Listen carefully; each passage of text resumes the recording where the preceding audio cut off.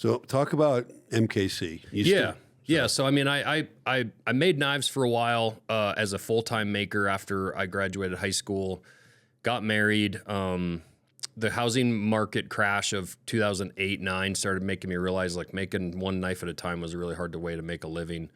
And I'd always wanted to start this company called Montana Knife Company from the time I was like 20 years old, 19 years old. We actually registered the name Montana Knife Company when I was 19. But I didn't have the money. I didn't know how to make production knives and all that. And so when that market crashed, I actually quit making knives full time because I was realizing I'm never gonna be able to start this company because I'm knife to knife, paycheck to paycheck. And I got a job operating backhoe for the power company. And then I got an apprenticeship and became a journeyman lineman working on the power lines. I did that for about 10 years. And towards the end of it, 11 years ago this year, I was divorced and then my house burnt down. And so I was living in a camper, broke as hell with 4 kids and trying to rebuild my house that year. And that fall, I met my new wife, my now wife, Jessica, and I was telling her this idea of this Montana Knife Company.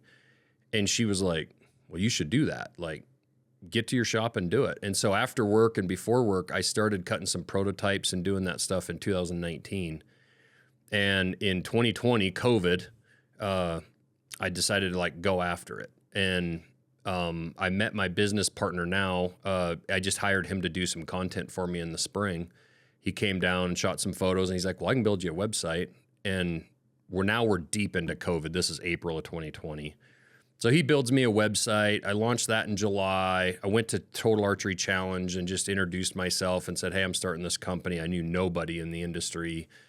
And I realized how good Brandon was at like the marketing stuff. So I offered him partnership in the company in September. It was kind of a partnership of nothing really at that point. And I was still a lineman.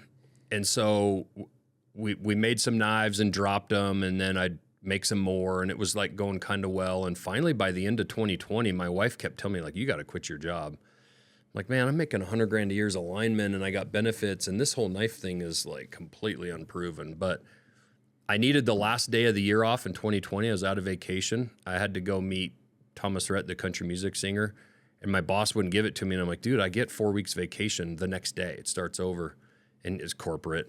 And he's like, yeah. I'm like, all right, well, then I quit. And so I quit my job December 30th. And so January 1st of 2021 was really when like, it's like, oh shit, we burned the boats. This is it. And we didn't take a paycheck that whole first half of that year. And man, we just went after it. And I started hiring a couple people that spring.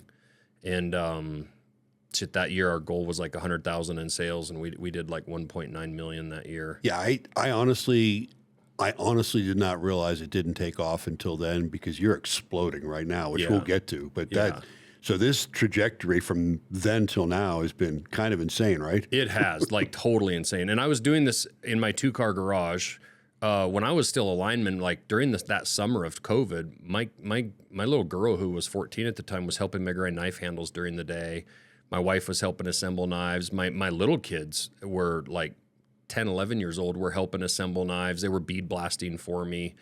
I was paying them to help me out a little bit. And they were it was my family and me. And it was crazy, man. Honestly, looking back at it. But we didn't borrow any money. I already quit my job and felt like I was putting my family kind of at risk. So I refused to borrow money. So the whole idea was like, I'm just going to make 200 knives, which was as many as I could afford. In fact, my wife's dad had passed away that year, and she inherited about 20 grand. And she said, take that 20 grand and buy steel. And so I bought steel and used it to make those first knives.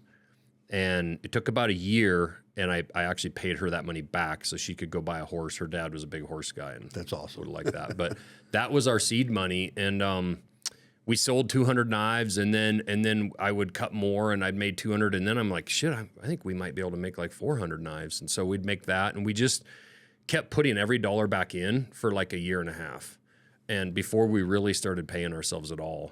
And Brandon had quit his job, I quit mine, and then from there we just started growing. And the whole idea of starting this company was I was looking around at the knives available in stores, And I just saw more and more things being outsourced to China, shittier and shittier knives available for sale in the stores. Like I'd go pick them up and I'd be like, you know, at that time I was really wanting to start a hunting knife company. Now we're expanding into tactical, but the ideas between the two spaces are the same. Like you're going out somewhere on a backcountry hunt or a deployment or whatever, and you need something you can count on. And also, I want something that somebody's proud to pass down.